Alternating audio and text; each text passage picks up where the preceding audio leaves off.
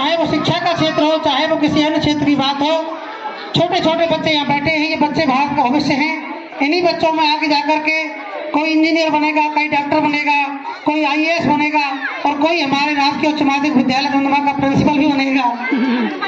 तालियां बजाएं आप अमरचंद जी के सम्मान में। आपके छोटे से गांव से निकल करके एक सीनियर विद्यालय के प्रिंसिपल पद पर तैनात होते हैं। निश्चित रूप से आप सबको गर्व की अनुभूति होनी चाहिए और आपको भी उनसे प्रेरणा लेनी चाहिए।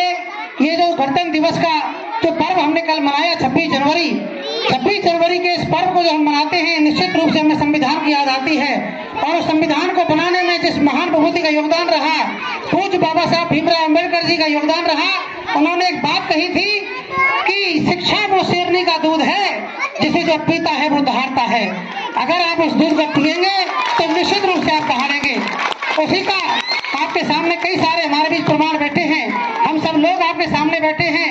हम सब लोग और आप में कोई खास अंतर नहीं है। अंतर है वक्त बस इतना है कि हमने शिक्षा ग्रहण की, तो आज हम आप सबके आशीर्वाद से इस मंच पर खड़े हैं, आपके सामने अपनी बातें कह रहे हैं। मैं आप सबसे सर्वप्रथम यही कहना चाहूंगा कि अपने बच्चों को पढ़ाएं, चाहे आपको जो भी करना पड़े, जैसे भी करना पड़े। इन बच्चों को, इन छोटे छोटे बच्चों को शिक्षा से वंचित ना रखें, क्योंकि शिक्षा अगर इन बच्चों को अच्छी मिल गई तो आपका भी भविष्य उज्जवल होगा, इस गांव का भी भविष्य उज्जवल होगा। और दूसरी बात इन बेटियों की कहना चाहता हूँ, इन बेटियों को जरूर पढ़ाएं, क्योंकि बेटे केवल एक घर को ही रोशन करते हैं, लेकिन बेटियां वो होती हैं कि अगर वो शिक्षित हो जाएं तो 2 परिवारों को रोशन करती हैं, 2 परिवारों को, 2 कुल खानदानों को आगे बढ़ाने का काम करती हैं। जब वो आपकी बेटी है तो निश्चित रूप से आपका नाम होता है कि फलाने की बेटी ने शिक्षा में आगे बढ़ी है, उसने ऐसा नाम किया है। और जब वो किसी घर में बहू बन के जाएगी तो उस परिवार का भी नाम होगा कि फलाने की बहू पढ़ी लिखी है, नौकरी वाली है। तो निश्चित रूप से अपनी बेटियों को आगे बढ़ाएं, पढ़ाएं। यहाँ जो बच्चे बैठे हैं उनमें आधे से बच्चे तो मेरे पूर्व पढ़ाए हुए बच्चे बैठे हैं और कुछ हमारे विद्यालय के वर्तमान बच्चे भी बैठे हुए हैं।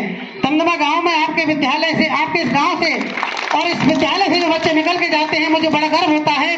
निश्चित रूप से बहुत ही आनंद का विषय है कि आज आपने मुझे यहाँ पे बुलाया है, मान और सम्मान दिया है। मैं इसके लिए आप सबका बहुत बहुत धन्यवाद देना चाहता हूँ। लेकिन